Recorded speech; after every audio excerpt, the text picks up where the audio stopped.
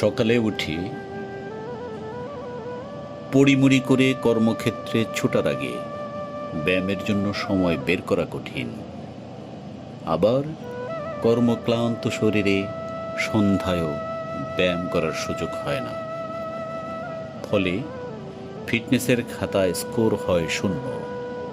কিন্তু সূর্যিমামা জাগার আগেই গাত্রোত্থান করার অভ্যাস হয়ে গেলে এ সময় ব্যায়ামের জন্য আলাদা করে সময় বের করা সহজ। আর ভোরের বাতাসে বাইরে ইয়োগা করা বা হাঁটার মজাই আলাদা। সেই প্রাচীনকাল থেকেই সূর্যোদয়ের আগেই ঘুম থেকে ওঠা একটি স্বাস্থ্যকর অভ্যাস বলে বিবেচিত হয়ে আসছে। প্রতিটি ধর্মেই এর তাগিদ রয়েছে।